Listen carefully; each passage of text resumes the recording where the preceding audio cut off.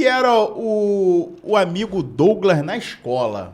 Olha, rapaz. Sentava do meio pra trás ou do meio pra frente? Meu Deus. Rapaz, eu sentava da última fileira pra parede. Meu Deus. É do time do baiano. É do time baiano. Não tinha nem meio pra trás, era da última pra parede. Meu Deus. Era bagunceiro, eu era sempre bagunceiro. fui dessa galera, cara. Meu Deus do céu, dei muito É trabalho. forte, Brasil. Dei muito trabalho, Jesus me perdoa. As professoras que se arrepiavam, qual era o nome das professoras? Meu Deus. Lembra? Eu lembro mais da diretora do que da professora, né? Porque o aluno tem que ficar na sala de aula. Eu ficava na sala da diretora, meu Deus. Lembro da diretora Dulce, lembro da diretora Cristina, meu pai do céu. Meu Deus. Fazia muito castigo, muito castigo. É forte, Dei Brasil. trabalho, menino. Por que eu tô te perguntando isso? Ah. Porque eu gosto de entrar nesse assunto. Sempre a gente entra aqui devagarzinho, mas a gente entra. A nossa geração foi uma geração que tinha respeito pelos professores. Sim. Mesmo a gente sendo bagunceiro, eu também era um bocadinho. Mas a gente tinha um respeito pelo mais velho, um respeito pelo diretor, pela professora, né? Sim. Pelo Ney. O Ney. Um forte abraço, Ney. Ney, você marcou a vida desse rapaz, Marcou, Ney. marcou. Ele botava a cara, eu tirava e corria. Ney. Ney Era era o sinistro. diretor. O inspetor. Inspetor. O que tu acha que aconteceu na mente desses adolescentes, desses jovens? Houve alguma ruptura? O que houve? Por que tá faltando esse entendimento que o mais velho tem que ser respeitado, independente de ser seu parente, não é? O que houve na mente desses jovens? O que tu acha que houve? Eu acho que, na verdade, com o passar do tempo, o ensino e a educação teve uma queda de nível muito forte. Eu, por exemplo, lembro, meu pai sempre me orientava, se tiver um mais velho na fila do pão, tem que ceder o espaço. Se tiver alguém em pé, no ônibus, ceda o seu lugar. Você nunca saía sem dar a bênção para alguém. Então, eu acho que a tecnologia, a internet também ajudou a prejudicar isso, né? Porque a educação, ela vem de casa, né? Então, quando você tem uma base educativa dentro de casa, que te ensina os princípios, e eu não estou nem querendo entrar no mérito cristão, porque existem famílias que não são cristãs e têm um padrão de educação fora do comum. Isso aí. Então, isso acontece dentro da igreja. Você vê uma criança, às vezes, que vem com uma educação ruim e acha que o pastor tem que educar a criança. Não, o pastor não tem que educar. A educação vem de casa. Então, acho que o passar do tempo trouxe essa distância entre a educação e a falta de educação. Acho que o passar do tempo fez com que isso fosse se perdendo. Eu acho que foi isso. Show de bola, eu também concordo. Gênero, número e grau. É por aí mesmo. Varoa, um abraço. Varoa tá aqui mandando, né? Tá mandando Forte mensagem? abraço aí, a minha esposa querida. Me aturou com graça divina. Meu Ó, é Deus. forte, né? Foi Essa a é mão muito de amor, Deus. né? É forte. Foi a mão de Ah, Deus. se não fosse a graça. Ah, se a gente pudesse falar. Varão. Quem era a sua referência no evangelho? Né? A sua mãe foi, você foi com ela, você já firme no evangelho. Se desviou alguma vez, não? Nunca, graças a É? Jesus. Graças a Jesus. Quem era a sua referência na época lá de juventude? Você lembra de alguém, não? Pastorzão, eu só tive 2 igrejas na minha vida, né? A primeira igreja que eu tive foi assim que eu me converti.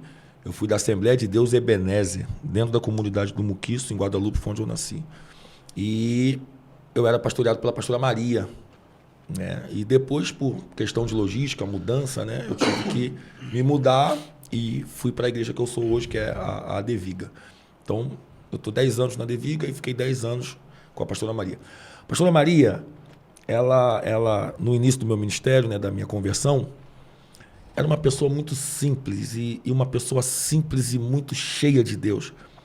A casa da pastora era a casa dos irmãos, você saía de lá, o culto acabava, mas a reunião continuava. E uma pessoa que venceu muito na vida. Filha de pastora, então assim, uma família cristã que com um jeito de viver me constrangia. Então fiquei muito próximo à pastora. Semana passada eu estava lá com ela, conversando. E uma pessoa que marcou muito a minha infância, marcou muito a juventude, né? Eu lembro que ela me ajudou em assuntos que foram fora do comum. Então hoje, tanto que até hoje, sempre que estou lá, vou na casa, tomo um café, bato um papo, pastora Maria, minha mãezona mesmo. Que legal. Legal. Referência, né? A gente tem que ter referência, né? Sim, E geralmente é o mais velho, né? Essa juventude, juventude, vocês não sabem o que vocês estão perdendo. Vocês tinha que ter noção. Sentar perto de uma pessoa com mais idade. e passar... Como eu amava sentar perto do meu avô. Meu avô foi a Segunda Guerra Mundial. Imagina as histórias, mano. Meu Deus. Irmão, era muita história bacana, mano. Eu tive um patrão, ali em Santa Cruz ele tinha uma casa de móveis e ele tinha aquela marca no braço. Ele foi preso na Alemanha, ele era polonês. Irmão, tinha um prazer de sentar ali e ouvir. Às vezes até deixava de vender móvel, mas era muito bom aprender, realmente. Bacana, bacana. Posso falar uma coisa sobre referência, já que o senhor falou? Fica à vontade, meu amigo. Nós estamos vivendo de um tempo, cara, que as pessoas estão nomeando como referência pessoas que não têm base nenhuma para isso. E de onde isso vem? Pelo crescimento superficial da rede social. Então a pessoa hoje ela tem uma certa influência na rede social, ela é nomeada como referência.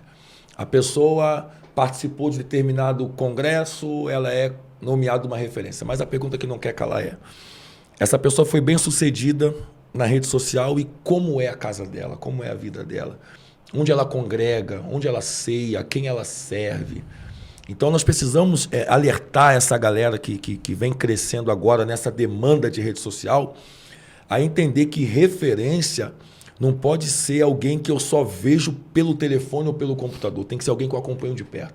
Você vê que quando Eliseu passava, aquela mulher disse: eu tenho observado. Ela não viu, ela observou. Porque ver é passar o olho, observar é investir tempo. Esse que sempre passa. Por que sempre? Porque profeta tem rotina, profeta tem trajeto, tem itinerário. Esse que sempre passa por nós é um santo homem de Deus. Naquele dia ele não operou milagre, naquele dia ele não pregou, naquele dia ele não profetizou. Então só passando ele revelava a santidade que ele carregava. Então se eu pudesse dar um grito hoje para essa galera que está vindo agora, eu gritaria: mais cautela, mais cuidado em querer nomear pessoas que não tem base para isso. Nós estamos levantando bezerro de ouro e esquecendo a simplicidade do cordeiro. Meu Deus. O bezerro de ouro trouxe perdição, mas o cordeiro trouxe a salvação. Então é na simplicidade que as coisas funcionam. Então se eu pudesse gritar para essa galera hoje: cuidado, cautela, zelo. Nem tudo que aparece na rede social é verdade. Então a gente tem que ter zelo em querer nomear alguém como referência. Referência é coisa forte demais. Ainda mais em rede social, isso é um perigo, né, pastorzão? Essa semana eu vi até uma postagem falando sobre isso. Uma foto, não sei se foi no Instagram, que colocaram uma foto em que estava dividido. Tinha uma parte em cima, estava os idosos, né? E embaixo estava a parte mais jovem. E o que estava escrito, até printar para postar, achei muito legal. Dizendo assim: a geração de ouro está partindo. Meu Deus. Me chamou a atenção. Ouro. De ouro. É. A geração de ouro está Que é a partindo. galera mais antiga, Os cabelinhos né? brancos estão morrendo. E a geração que está surgindo agora é a que está sendo referência para essa juventude, cara. Ou seja, referência para mim é aquele que tem história para contar, é aquele que teve uma trajetória, né? Referência para mim é essa pessoa. Quando Paulo lá, acho que era em Coríntios, que é a primeira Coríntios que ele fala: sede meus imitadores. Paulo fala para as pessoas olharem para ele como para imitar ele. Mas a referência de Paulo não era o que ele fazia. A referência de Paulo era Cristo, cara. Perfeito. Sejam os meus imitadores como eu sou de Cristo. Perfeito. Entendeu? Paulo pede: olha para mim, me segue, faça o que eu faço, porque eu estou fazendo o que Cristo fez. Simples assim. E outra coisa, essa galera tá pegando uma galera da internet, e a internet para mim é um lago de falsidade. Fake news. Pura. É um lago de falsidade. É um mar de falsidade. Porque nego posta ali família perfeita, dia perfeito, lar perfeito, viagem perfeita, carro perfeito, sorriso perfeito, rosto perfeito. Meu Deus. Tudo falsidade. Tudo mentira.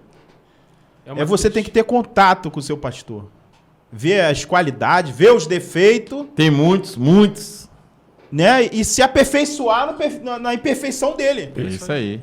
Não é porque o cara tá na internet, ele pode ser sua referência. Concordo de novo, em Isso gênero, aí. número e grau. Perfeito. Isso aí. Perfeito o que ele falou. As nossas referências tem que ser lá o nosso pastor. Sim.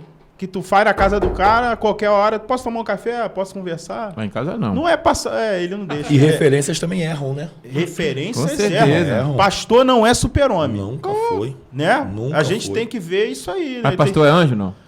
Não, anjo, eu não sei, né? E quanto mais perto da pessoa você fica, mais defeito você descobre, né? Isso aí. Então, E mais perto de Deus Relacionamento você dá nisso aí, cara. Meu Quem quer ter Deus. relacionamento se prepara pra se frustrar. Ninguém é perfeito, cara. É perigoso, é perigoso. E essas referências que o senhor tá falando aí, eles, minha opinião, tá? Vou perguntar ao pastorzão aqui. Eles não temem a mão nem o peso, né, da nossa referência, que é Cristo. Eles não temem. Por que não temem? Teve uma galera aí, uns jovens cantores, que desviaram. Tu acha que alguém não desviou atrás? Eles eram referência para a multidão aí. Tu acha que uma galera não saiu também porque essa galera desviou? Se eles chegaram num patamar de referência, eles têm que ter esse peso, essa consciência. Sim ou não? O que tu acha? Com certeza. Com certeza. Você tanto influencia uma pessoa pro que é bom, como você tem um poder de influência pro que é ruim. Então, quando você começa a ter uma certa visibilidade, quando você começa a ter um peso de influência, você tem que entender que você coloca pessoas em risco. E esse é o problema. Quando você peca e esse pecado ele só prejudica você, perfeito. Você vai pagar pela consequência daquilo. Agora, quando o seu pecado, quando o seu erro começa a prejudicar pessoas, aí a cobrança ela é maior. Então, tem que ter esse cuidado. Se eu sou uma referência, eu tenho que ter mais zelo por isso. Porque muito é dado, muito é cobrado. Agora, tem um problema nisso. Por que algumas pessoas erram em determinadas referências? Vamos à Bíblia para isso? Você lembra de Jonas? Jonas foge, Jonas desobedece, entra dentro do navio, desce ao porão e dorme. O vento soprou, as cargas foram lançadas ao mar, eles achavam que era o excesso de peso, colocaram as cargas para fora, o navio continuou pesado. Eles descem até o porão e Jonas está dormindo. Quando eles descem até o porão, eles fazem algumas perguntas para Jonas. Primeiro, quem é você? Que povo é o seu? Que habitação é a sua? Pergunta perfeita, só que estava atrasada. Eles só procuram saber quem Jonas é depois que as cargas se perdem, depois que o vento sopra. Então, se nós tivéssemos essa cautela de procurar saber quem as pessoas são primeiro e abrir a porta depois, nós não perderíamos coisas que não eram para perder. Então, o problema é que a gente abre a porta sem saber quem é. Não, mas é profeta, mas está fugindo. Não, mas é vaso, mas está fugindo. Então, o nosso navio não pode dar abrigo para quem foge de Deus, a não ser que seja para corrigi-lo. Então, toda vez que você coloca para dentro quem não é para colocar, você acaba perdendo o que não é para perder. Receber o profeta, mas perder as cargas. Meu Deus. Forte. Forte. Vou fazer uma perguntinha aqui. Fala aí, Big Boy. Big Boy tá com a mãozinha pro alto. É só